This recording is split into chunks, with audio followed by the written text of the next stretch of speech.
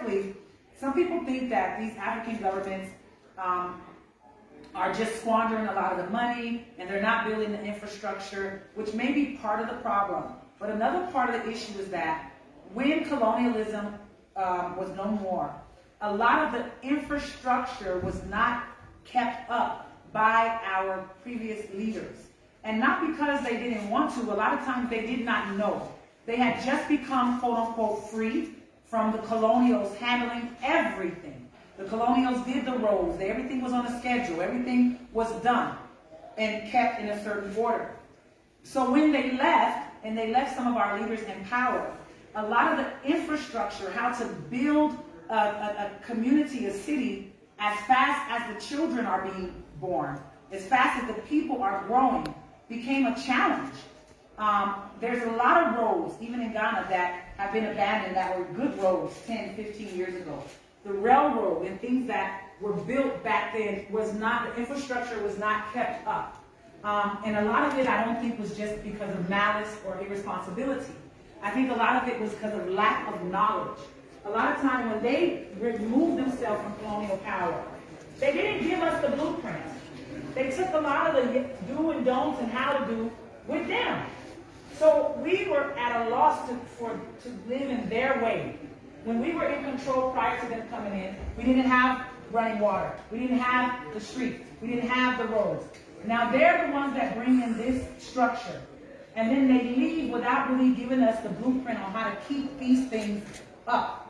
So a lot of times, because of the infrastructure of the cities and the amount of children and the population being overgrown, the governments are simply overwhelmed and trying to provide enough life, enough water, enough everything for everybody.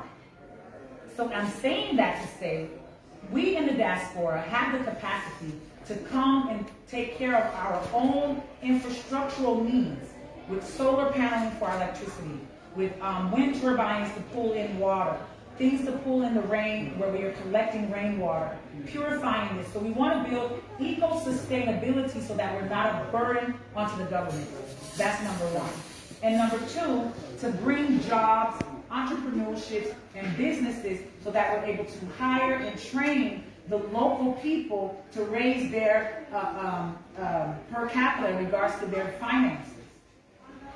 So I hope that that answered your question as to the possibility. Now the issue currently, a lot of people from the diaspora, they're coming, but they're building a house here, or building a house there, or building a house and it's just like scatter, scatter, scatter, or building a school here, or building a clinic here. But once we have land and we're able to do it in a collective way, then we're able to show the government this is what we're bringing to the economy. Currently, because of lack of unity, we even in the diaspora can't get a grip on the numbers of us, how much money we're actually spending on the continent in different countries, and what impact we're making, because we're all just, I'm going to Africa, I'm going to build a school, I'm going to help my people, and we're not asking permission. We're just coming here, opening up cars, giving away food, we want to connect to our brothers and sisters in any way, and we just come with our heart in our hand, and we're just giving.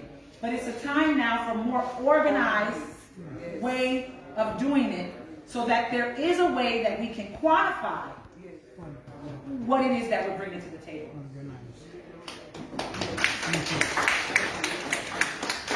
Are there any questions, please, from the journalists and reporters? I'd like to hear from our... So how many journalists are reporters here? If you're a journalist from one of the local newspapers, radio stations, television, please raise your hand. Please, the reporters who are in the house. One, thank you, sister. 2, 3, 4, 5, 6. Okay, thank you for being here. I pray that this story is newsworthy. I'll take his question a little bit further. We already have heard about repatriation. It's a word that has been used for many years. R-E-P-A-T-I-A-T, repatriation, right? Well, repatriation actually means for an individual person to physically reconnect to the land of their forefathers. That is the definition of repatriation. But unfortunately, repatriation has somewhat failed us. You know why? Most people don't want to come here physically. Lions and tigers and bears, oh my.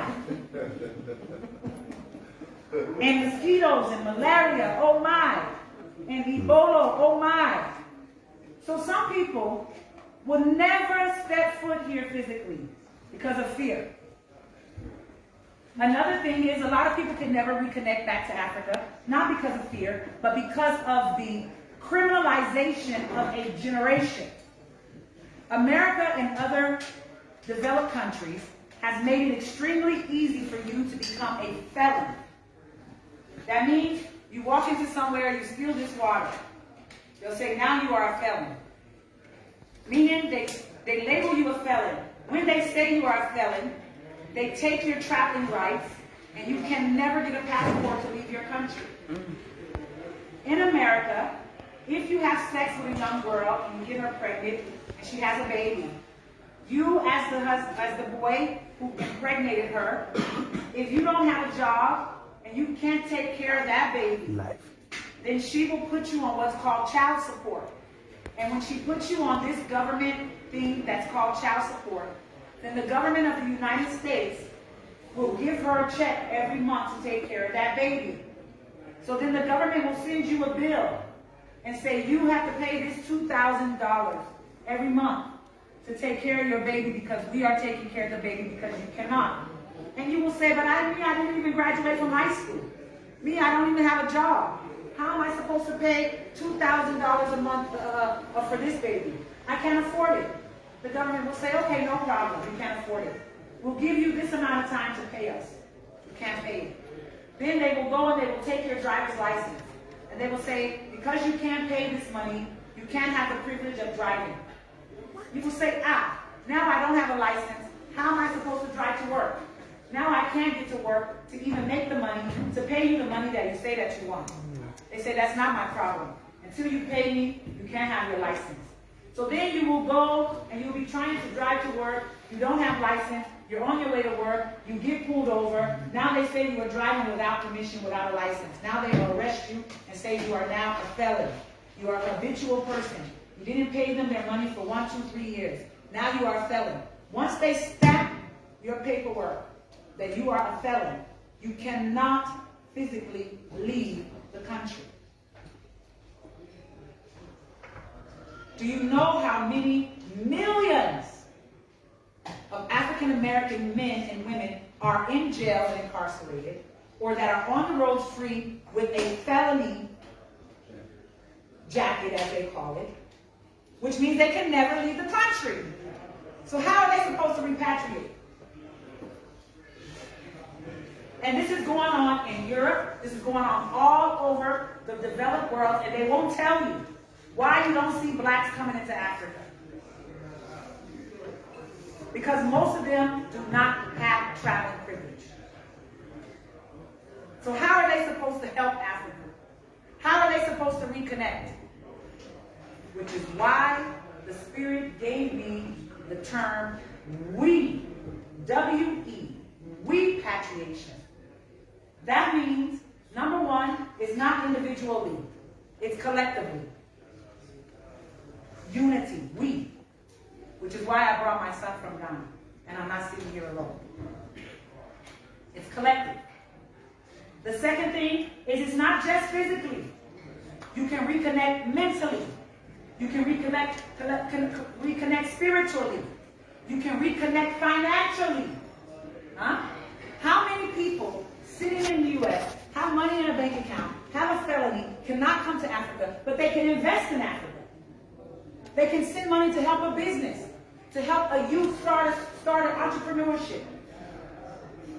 Many of them, if they knew that these businesses were vetted, these businesses were legitimate, they would send their money to build the business up and get something out of Africa and help support Africa.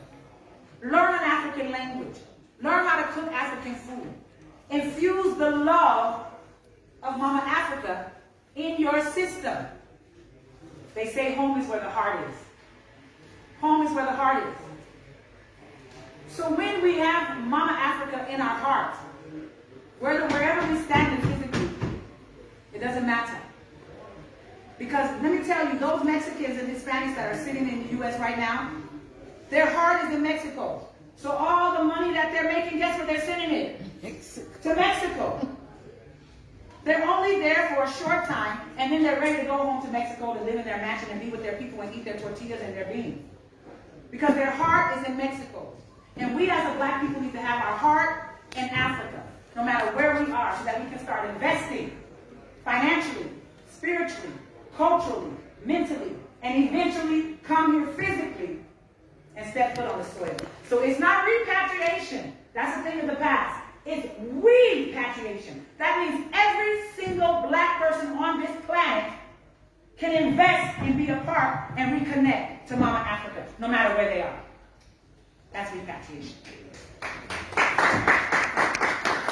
So I just want to thank everyone for being here. I want to take one last moment.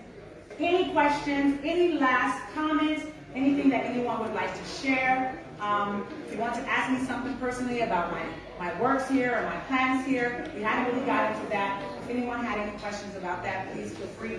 But wherever your mind and your heart is, just open. We'll take one more question from anybody about anything that has been discussed or that maybe have not been discussed. I'd like to ask our listeners is how long you'll be here and what will you be doing while you're here? I will be in Ethiopia for about 3 weeks, and my stay here will encompass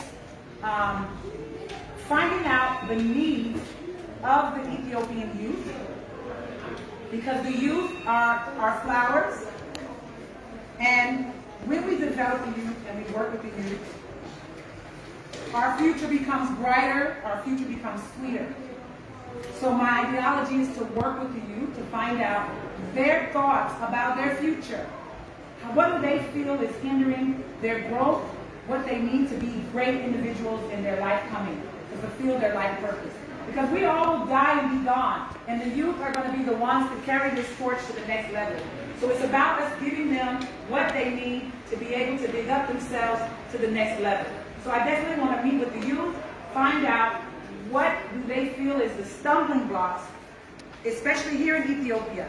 Interestingly enough, when I ask this question to the youth throughout African countries, it's very similar in each country, what the roadblocks are for the youth development and success.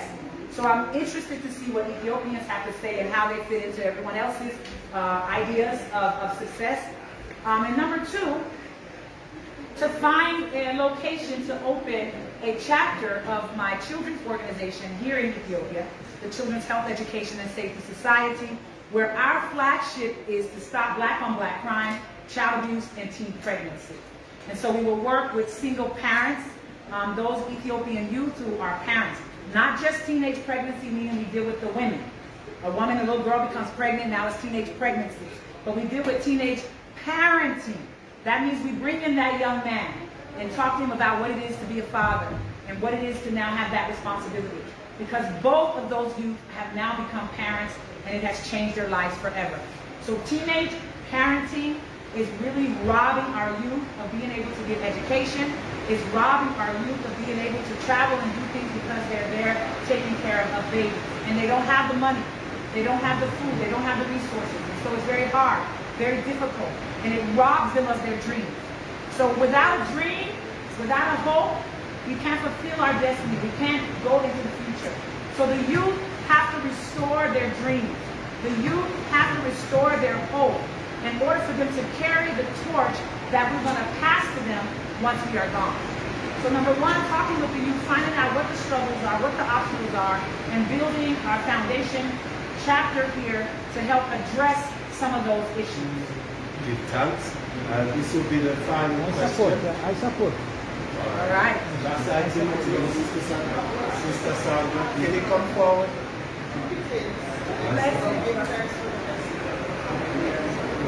Just your contact information and social media. Yes, thank you. For those who would like to follow on social media, I'm available at the number 1 and Mama Africa, that's the number 1, and MAMAAFRICA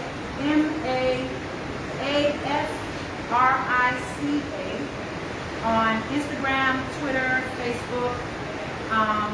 That's the number 1, and Mama Africa.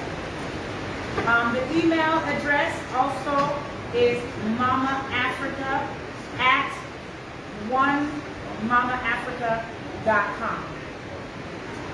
And that's Mama spelled M-A-M-A. And then Africa with a C.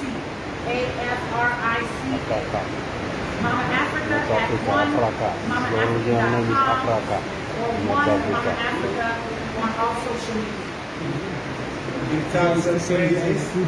I'd like to conclude with a prayer, which is the Pan-African prayer, which was given to us by our founding fathers. Can we have a moment of silence while we end with a prayer, please? And can I ask everybody to stand? Thank you.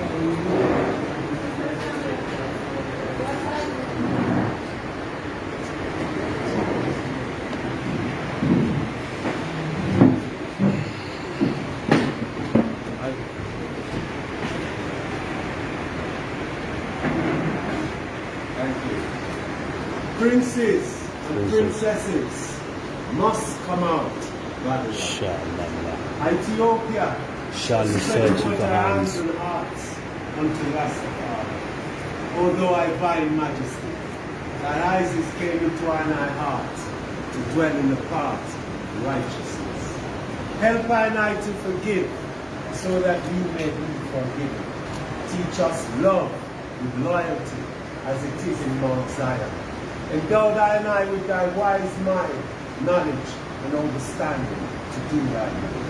Thy blessing to thine eye, that the hungry be fed, the naked clothed, the sick nourished, the aged protected, and the infants cared for.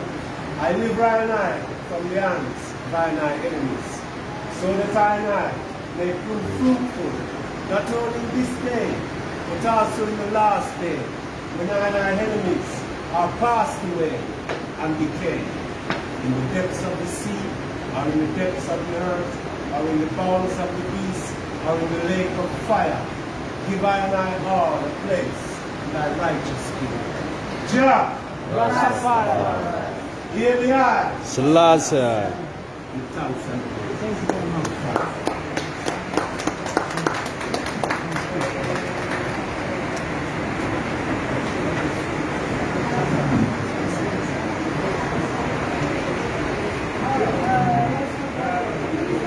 Munde.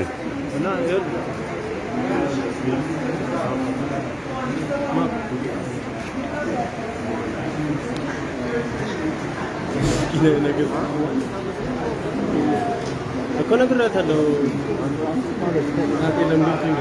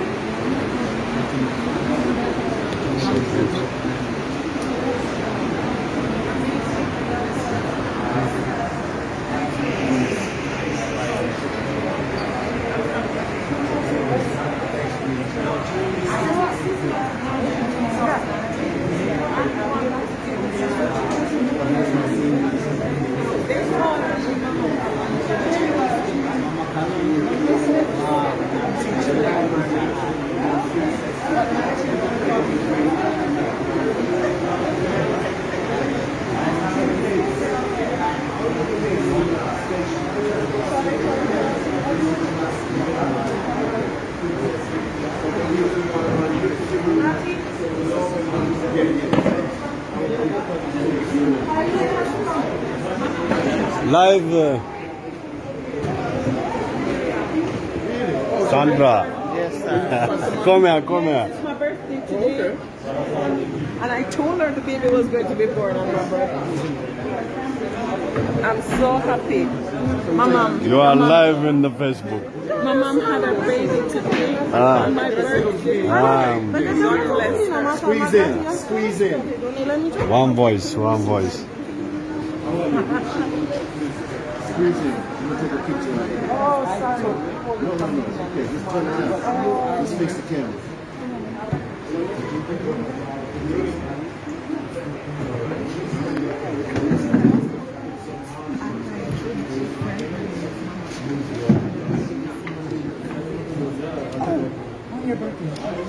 What a birthday kid. It's the future. The future. Yeah, the You got one picture right here. Yes, squeeze in. Bro. Son. Can we, yeah, we need to like overlap. Kids. Over your head, I can record. No, you can't. Yeah, okay. We should probably two rows. Two rows. I don't think no one's really short. 2 rows, please. No problem. I'll take this one. Oh, okay. Ah. No, he said 2 rows. Excuse me. He said 2 rows. You're tall in the back. In the back. All right. Now you go in between. Your face is in between. Ross, you have to go back. Sorry. In between. Yes, sir. Alright, there you go. So that you're in between the bodies. Live mother, mother? You see which body now? Almost. Makita, yes, get in between. Yochi, here, I'm tiptoeing, yeah? It's good now? 1, 2, 3. Ja.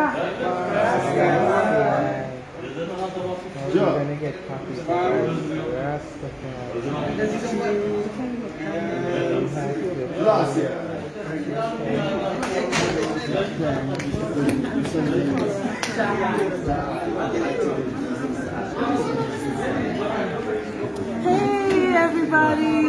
How are you?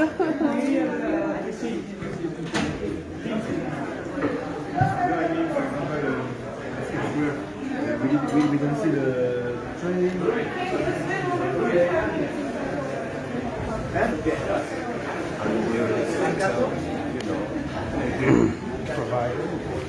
I mean,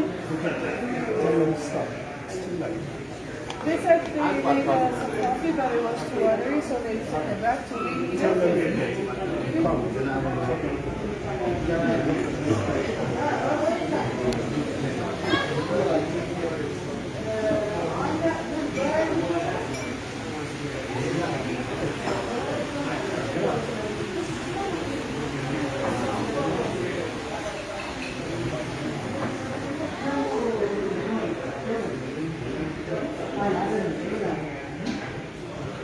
እንዴናና ፎቶ ጨረስ ፎቶ የለኝም የለኝም ልክ What did እናንተ you want her to do? መኪና ወርዘየ What did she want her to do?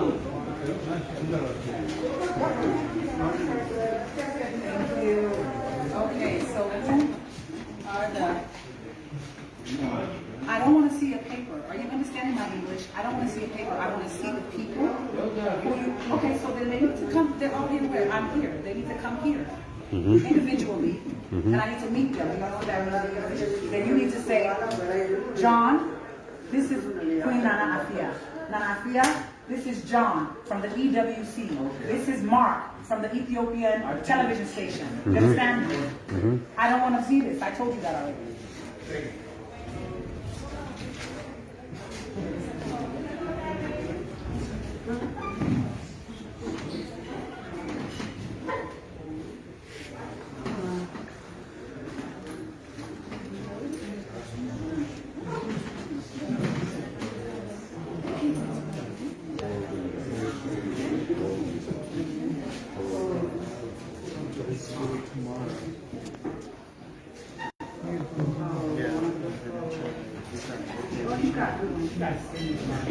You got all of them.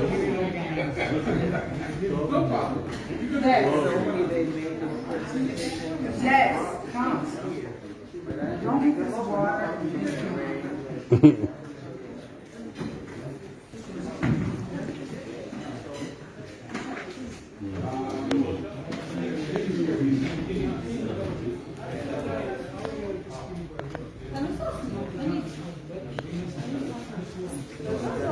that side. Listen, love. Is this man, is he understanding? Okay, let me explain something to you. I'm paying the mediator, right? He's And in order for them, you are not the mediator. You're my mediator. He is the head mediator, right? So he, Yeah, man, it's told me, love. I don't want to see a piece of paper. I want him to bring those people to meet me individually. So I don't need a piece of paper. No, just the trust. Yeah, but all this, I don't see these Just people that. here. That's it. በቃ የማይገባ ይገባ ቆንጆ እንትን ነው። ይሄ ስርዓት ነው። ደስ ይላል። ዝም ብለህ በግ ወጥ ያደገ ስርዓት ነው። ግን ያደረገችው ፌራ ነው። ትክክል ነው። ወገስ ከሚጽፍ እኔ ከኢትዮጵያ ቴሌቪዥን የመጣሁት እንደዚህ አውራኝ ምን ነው ትጥራ ለምን እንደሆነ ታውቃለህ? ፕሬስ ማናጀሬ ነህ ብላው ነገሩን ጨርስልኝ ካለችው በኋላ ምን ክርክር ውስጥ መግባት ነው? ትክክል ነው። ቀጥታ ዳይሬክት ነው።